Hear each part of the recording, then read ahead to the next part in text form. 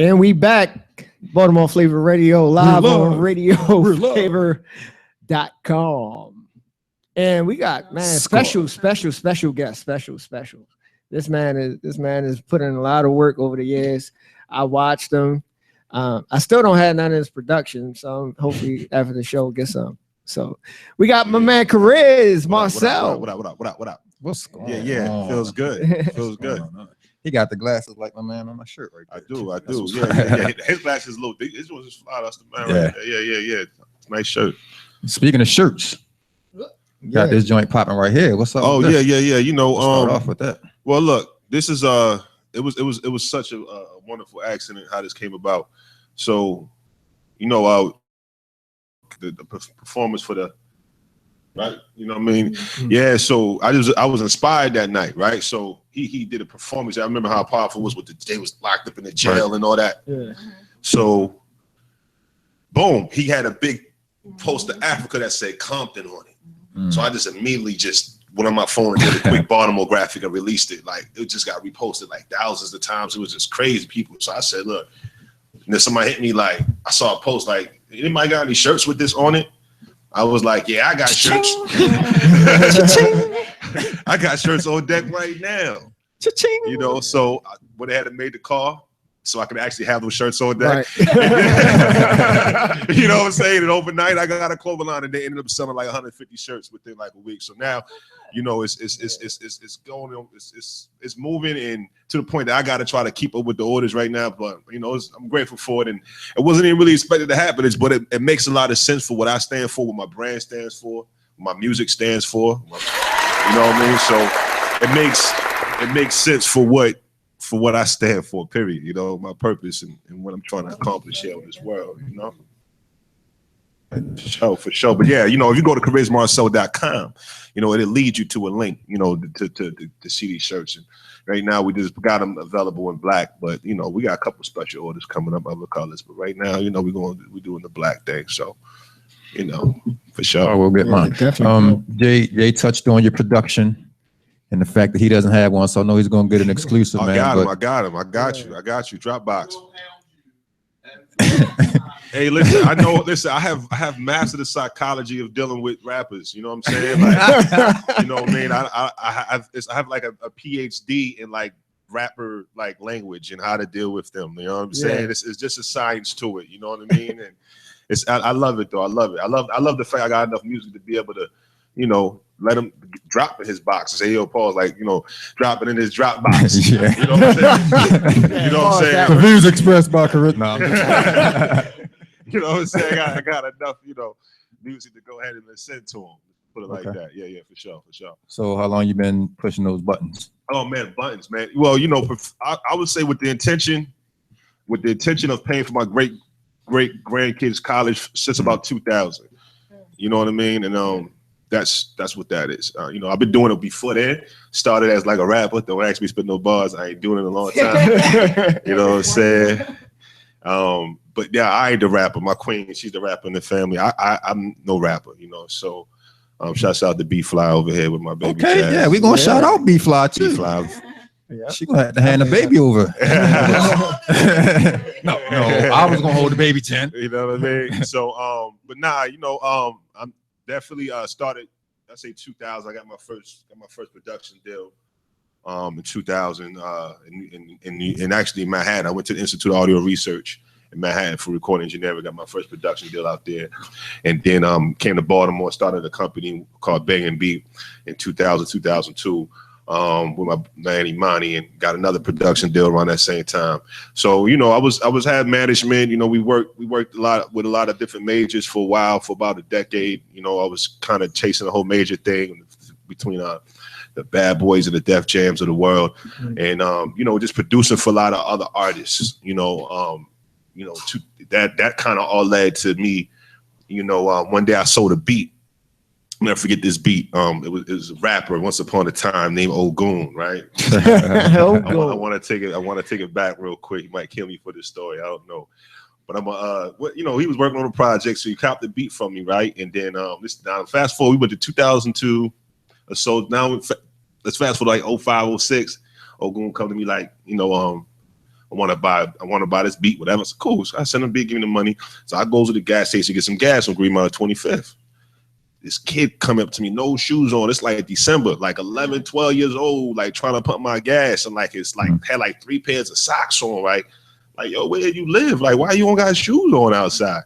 You know what I mean? So I took like half the beat money and gave him like $50 to get some shoes because the stores were on the shops on Green Mountain. Grab some shoes real quick. You out here bugging. Like, you about to get more than just $1 to pump gas. Like, get some shoes on your feet. But then it kind of triggered like, yo, I just use the beat money to help somebody. Yeah. You know what I mean? So I just kind of started playing with that idea. And then fast forward 2008, 2009, we started Kariz Kids.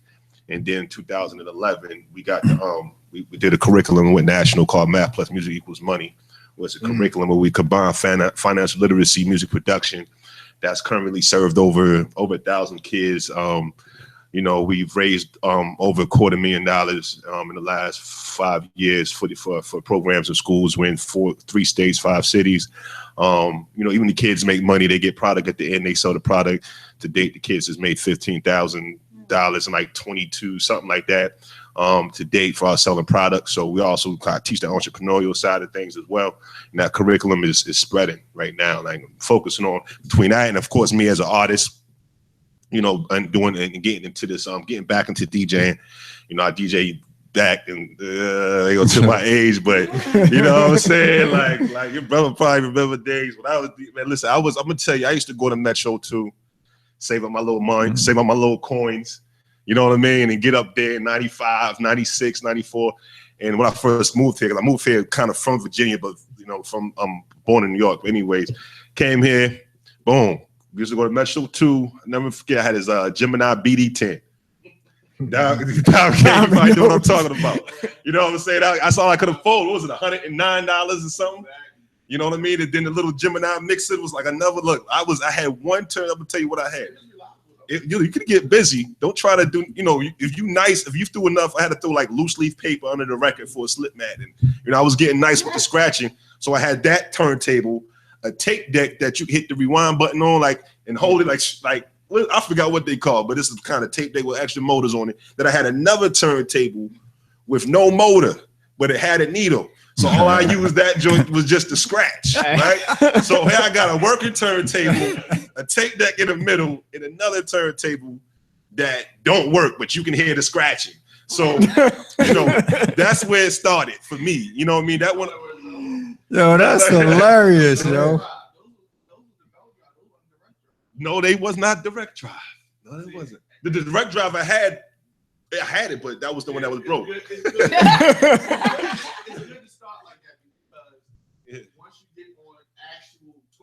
You can kill it. When you scratch with those, you gotta try to push with it so you can keep it going. You gotta right. A buddy of mine, when he got into DJing, he actually had an old chest that you had to lift the top on. Oh yeah, and had the arm. You used to have the arm to hold the. Yeah, and it was belt driven, so you literally like had to, you know what I'm saying? Now you had to do it, but you know that led to like, you know, I had got a beat machine and made a beat, and then one day somebody asked me, yo, who made that beat? Because I was rapping, you know, trying to do everything. You know, back then it was like you just trying to figure out, you know, you trying to be a b-boy. You don't know if you want to spray paint or graffiti. You don't know what dance. You don't know what you want to do. You're just doing it all, right? So, you know, who asked me who was that? Who made the beat? I said I did. I had a little drum machine. And made a little beat, rapped on it, and he's like, I want that beat. I said, the one I'm rapping on. I'm like, all right, well, let me get some money for it. In my head, I'm thinking, I'm about to make me a quick $15, right? If I give me $15 for this beat, I'm about to be straight. So I was like, all right, yeah, go ahead and give me the beat. He's like, all right, man, what in his pocket? Give me like 75. He was like, yo, if you come back Friday, I'll give you 30 more.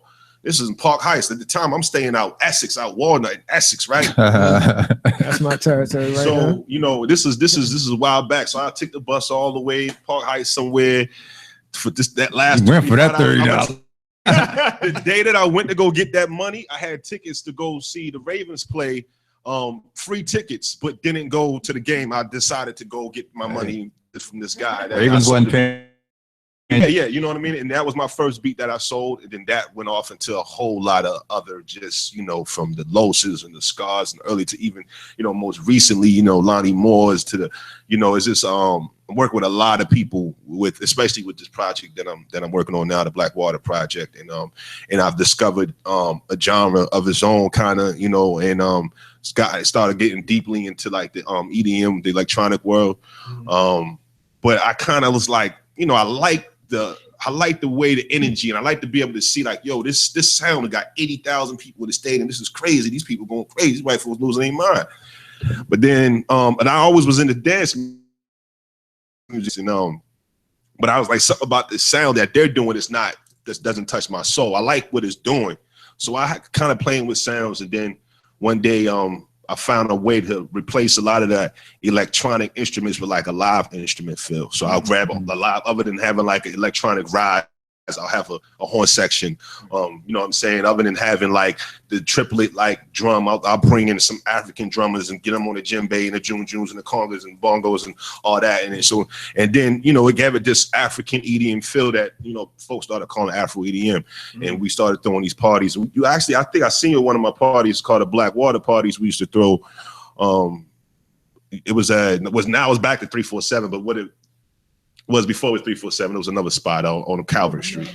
And that was the night that's the night that the clothing line was doing the open house 16, thing. Shout out to 1616, man. That's a family right there. You know what I'm saying? Calvin and Quad, what up? Yeah, they was one of the sponsors for that party, as well as Conscious Head Barbershops. Yeah, it was a dope party. Started with me. I wasn't really DJing. I'll hire a DJ, and then I'll be in the middle of the dance floor with the NPC, and just like, the DJ be jamming, I'm on the MP, and it's like horns is playing, the drums. It was just the energy, just crazy. And we started throwing these parties, but they were just beats. And we I was like, man, I need to start turning these beats into songs. So then that turned into one thing. Before you know it, I have a project with some of the most amazing artists from the DMV area that I collaborated with to produce this project that's called the Blackwater Project. I think I wrote 30 songs for that album. 30, I think we're going to end up going with like between 7 and 12, somewhere around that range. Not sure yet. But what you gonna do with the leftovers, man? I got something loaded. Something right behind that. No, the leftovers is crazy. You know what I'm saying? It's funny because I'm actually working on something else with the quote unquote leftovers. Like those are kind of coming out before. Okay. There's still great records. It's just like, all right, let me put out, because it consists of some remixes and things like that I did, and I'm gonna put that out first. But really, it's really the setup for my tour and start hitting the road with this Afro EDM and mastering my electronic set. I've done sets. I did Light City, did Afro. I saw you at Light City. Artscape.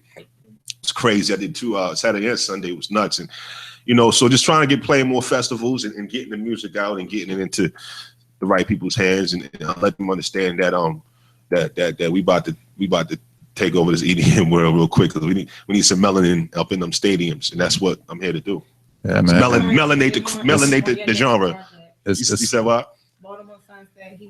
That's what's up. That'll be dope. What up? That'll be dope. Yeah, man. That's the homie right there. Yeah. It's crazy because a lot of artists reached out. You know what I mean? I've worked with as many as I can, as I could within the time that I was doing it. You know what I mean? So the project actually been done for about going on 2 months. So and I'm entering the phase now where I'm just trying to get together an EP so I can kind of just get some gigs set up. So the project been done for a minute. I'm still working a little bit. It's got some artists I got my eyes on, but mostly you'd be surprised that I'm definitely known for, like, early in my career, for a lot of hip hop. Beat battles. Oh my God. I remember them. Not to mention that. Beat battles was crazy. So yeah, I got hot with the beat battles. You and Beat Rider used to go at it, by the way. Chauncey Rice, what up, man? That's my little bro right there. Me and Beat Rider, we ended up, I'm gonna tell you a story real quick about that. And Beat Rider, man, incredible beat maker, producer. We used to go at it. It was several beat battles. Like, he'll lose, I'll win, he'll lose. Like, like the 8 Mile, like the way that felt. But we producers, so it's like we not rapping. We just, we moving our hands. You do what you got to do. So, anyways, I won I lost one of the Chenier. Shout out to Chenier from the Baltimore scene. was putting on the beat battles. I lost one, and there was a one in particular that I thought I won. I thought I killed it, and I remember Sean Torrey being one of the judges, and I was like, I got this in the bag. Like we had a remix. They would give you like an acapella or give you something, and you had to sample it. Right. You know what I mean? Is that the Crown Awards? It wasn't at the Crown Awards. I think I might have judged the Crown Awards. I don't know if I participated. She did it at the Crown Awards last year because she gave them like gave them like cartoon themes that they had to chop up. And Scar Akbar ended up winning that one. Ah man, Scar, what up, Scar? Yeah. I got deep stories about Scar too. We got a lot of music together. Yeah, so you know, me and Chauncey go back and forth, and I ended up losing when I thought I won, and it was crazy because I was fighting for my life, bro. Like literally, my lights was cut off. You know, I was still in the cord from the laundry room in my apartment building to make the music. I didn't have any electricity so I needed this money so bad. So I lost by like a point, maybe a half a point. It was something crazy. I didn't tell him until years later that my lights was cut off and all that. He felt bad, like, yo, bro, man, I didn't know, man. I'd have gave you $50. You know, but I remember I got a citation from the apartment complex for stealing electricity to battle, to do this beat battles. And that's just, you know, I got a lot of struggle stories, producer struggle, war stories, but that's just, you know, comes with the territory of trying to make it to the top, you know? Yeah. So yeah, man, this is great. I love the setup in here, yo. This is nice, man. So I wanna switch lanes a little bit, man, because definitely love what you're doing with the music stuff. But if you remember the first time that I reached out to you, it was right after you had posted a video of you at a school in a classroom with some kids. And I was like, man, I want to bring you on and talk about this stuff that you're doing with the kids. And you touched on it. You touched on it before I was gonna go there because I pulled the website up and was getting ready to go. Okay. But talk about what you're doing with this Kariz Kids, man. Because man, that is man, you know, you got your calling and you got your purpose. You know, that's you know, to me, you know, that's like a little bit of both. You know what I mean? And with that being said, it's a program. There's curriculums involved. We offer different curriculums, different programs for different schools depending on the situation. But most recently, we just wrapped up Beats Not Bullets with Damon Blue. You know, shout out to Blue and the whole family over there. Damon Blue Music Group. Incredible curriculum. It's a young internship program basically that I put together. Put it together actually a couple years ago, but we never really launched a pilot for it. And but they reached out to me, was like, yo, we want to collaborate with you for this Beats Not Bullets thing. It was only right. So, you know, we made it happen and end up, you know, training these high school kids about, you know, everything from merchandising to selling to customers, to production, to how to send to email etiquette. You know, it was a 6-week program we did over the summer. It was very successful.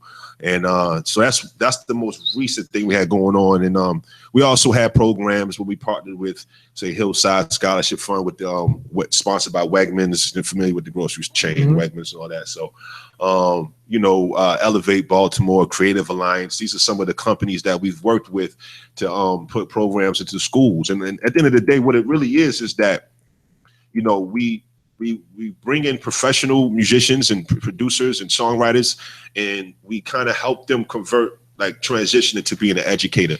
And we've had instructors, Don Trump, what up, man? Amazing producer, Black Star.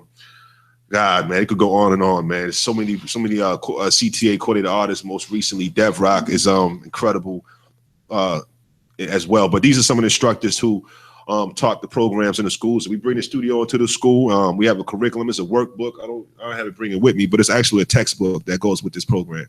You know what I mean? And in the textbook is everything from math problems where they have to, you know, I might say something like Jay McGraw comes to the studio charges $40 an hour. It takes him 30 hours to complete an album. How much money does he need to finish his project?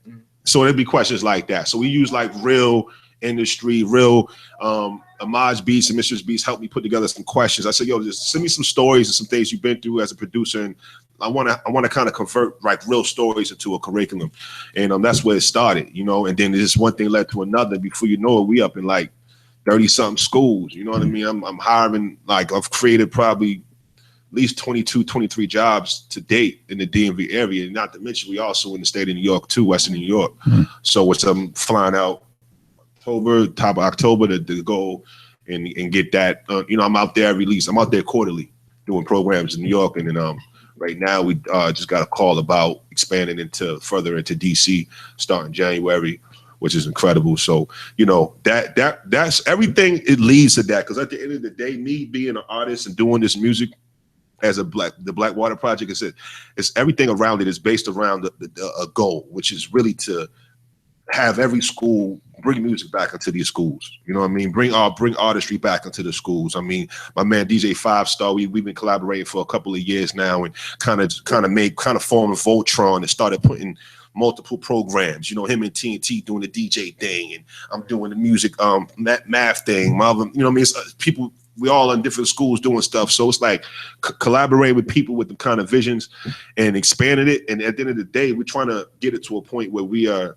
creating not only just opportunity, but we're solving problems, right? So, you know, addressing the issues that's going on in the community, and making a home for those with creative minds that have nowhere to go, and which is hundreds and hundreds and hundreds of youth in Baltimore and surrounding cities. We're gonna talk about Baltimore because that's just where we're at now. But you know, it happens everywhere. A lot of times, people that live in the city, they think that Baltimore is this, Baltimore is that. But I travel, I'm around. It's not Baltimore, it's every black city. You know what I mean? Like, the only thing different is that they don't have crabs everywhere like they got here. You know what I'm saying? Unfortunately, you know what I mean? But everything else is pretty much the same thing. You know, it's like we go through these issues in the community. What I do, no activist at all. I'm a beativist. It's something like that. I don't know. I just try to use the music and pull people together and try to give people something to do, you know, other than just what I used to do when I was 16, 17, 15, which are things that, you know, we got a program in the jail too at my DYRS. It's a program we do called BEAT, Building an Enriched Adjudicated Teen. It's been 3.5 years strong now. And being inside of the that system, that juvenile detention system, is ill, bro. Like, you know, all these kids are like, I look into them, I'm like, oh, I was the same. Like, only difference between me and them is that they got caught.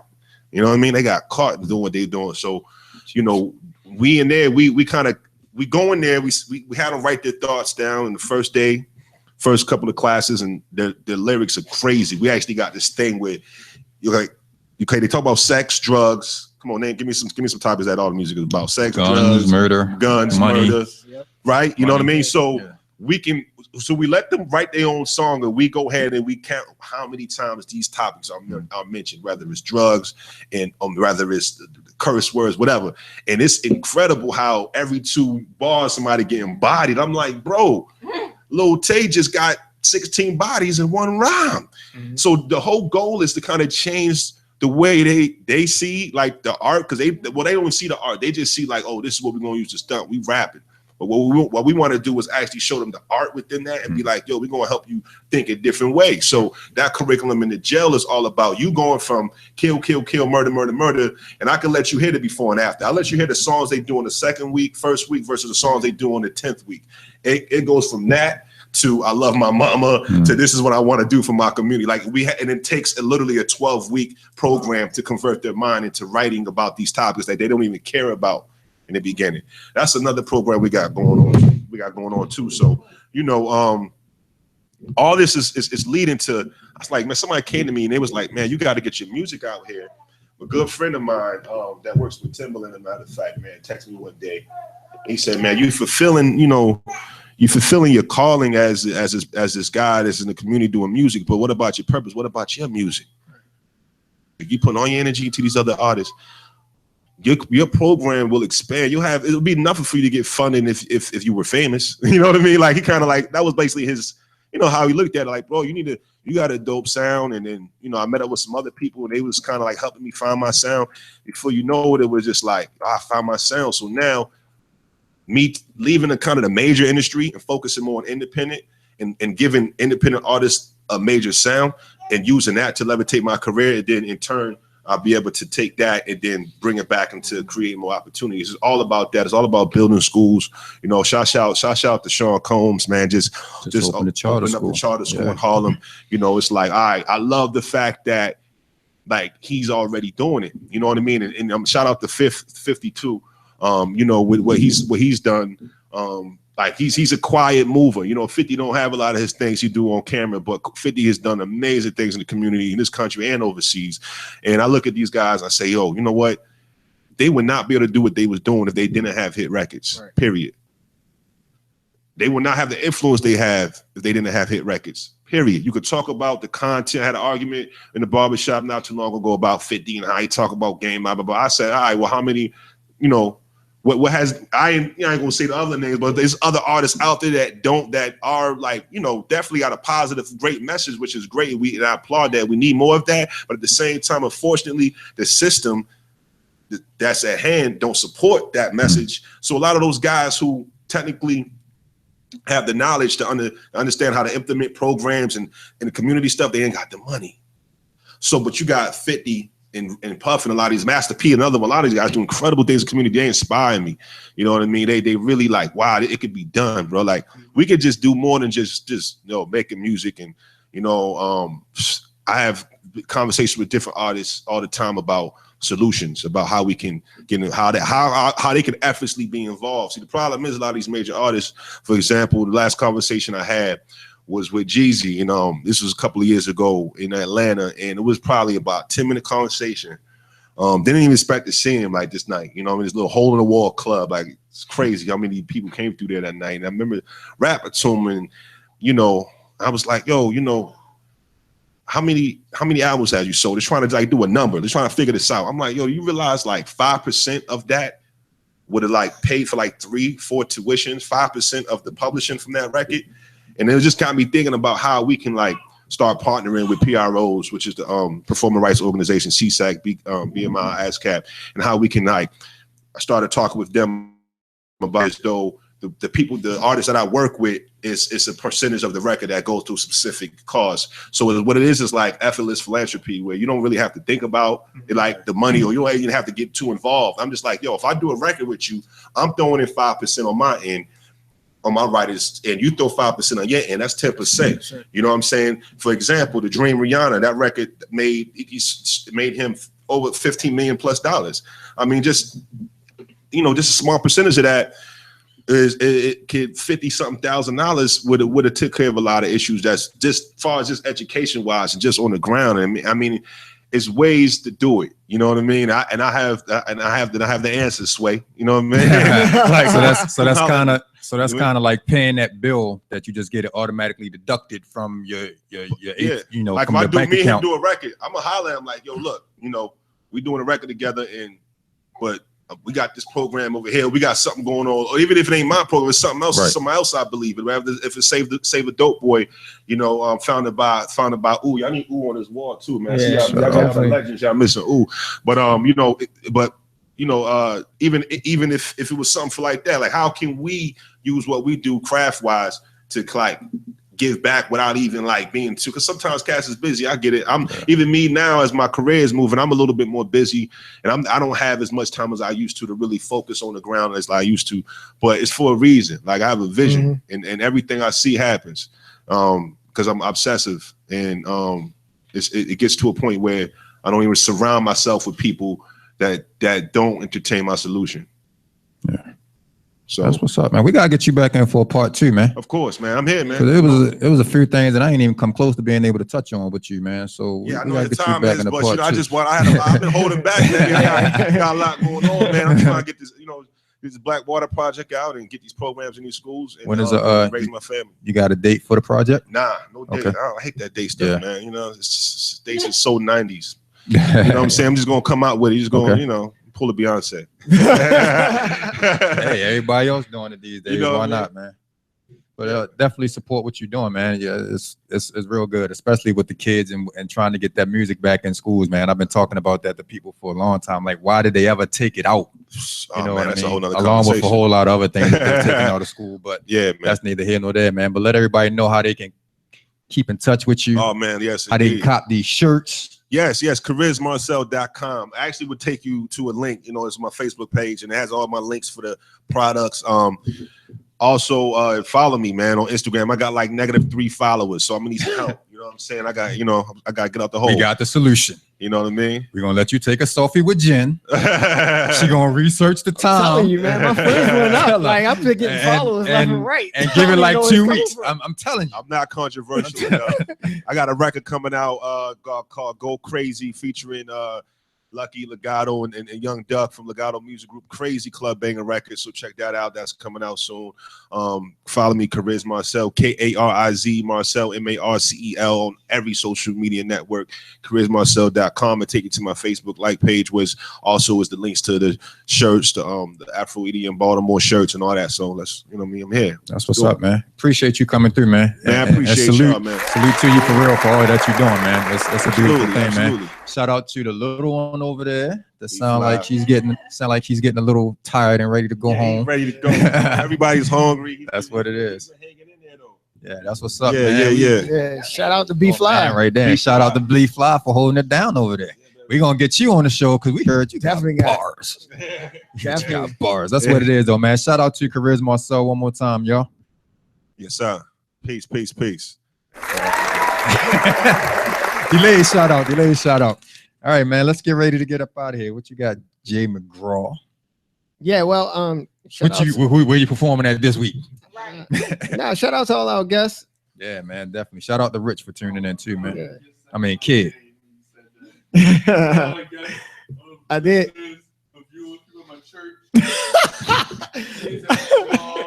Petty. No, you didn't just throw shade, major shade. We used like because we needed this. This week I don't think I have anything this week. I'll be at the Why Not Lot. Okay, bringing my son through. Voice told me to bring my son through. So that's what's up. Jen, have fun in Chicago. Yeah, she went in the shop. Bring us back no, don't bring us nothing back. I will ask you to bring me a bottle of that seasoning, but they sell that in Baltimore now. So seasoning, that Mexican seasoning that I was telling you about, they sell that here now. So. You talking that season language? I like that. that food language. Some kind of a Mexican joint that was supposed to be exclusive to Chicago, and now they got it at Aldi's. And they got it at Aldi's for like $1.89 now. That's what's up. How long are you gonna be gone, man? Okay, as long as you're here by Wednesday, you good. I don't know. That's how she do. Shout out to Diamond K for holding us down, man. Again, Saturday from 2 to 11, man. Come out and support the Play It Forward event at the Why Not Lot. It's free for kids. It's $5 for adults. But I said last week on another show that I was on that if we see y'all standing across the street at the McDonald's looking like y'all enjoying, we walking around with buckets. So we're going to come get you. You're going to donate some kind of way. It's for the kids, man. And then on Sunday, man, if you're a house music fan or if you just want to come. You know who you are. Sucker. If you're a house music fan, man, or you just want to come out to a kid-friendly event and enjoy yourself on Sunday, man, we'll be up at Poly from about 11 to 7, man. Everybody, all of the house music DJs going to be out there shutting it down. I might even get on the wheels and do something, man. Whoa. I knew she was gonna do that. Exit stage left. We appreciate everybody that hit us on Facebook Live, man. Next week, I think we're gonna switch over to Periscope because we just gonna switch because that's what we can do. Shout out again. Nah, that's Facebook locking us down every time a song is played. Shout out again to Diamond K for holding us down, man. We'll be back next week, same bat time, same bat channel. Who's on next week? I don't know, man. I'll let you know. Jay Nicole. Yeah, we're not. Yeah, that's what's on next week. We're gonna talk about Diamond's wedding. Diamond's on Jim with the G. Ooh. I'm gonna find out who it is. I'm gonna have a call. I'm gonna have some juice next week. It's gonna be exclusive. Baltimore Flava Radio. See, here's the thing. No, but you gotta do the head nod though. Here's the thing. You got it. If you don't do the head nod, it's not the same. And actually, Diamond K and the Bad Boy family will be performing down at the arena this week. So, yeah, take that.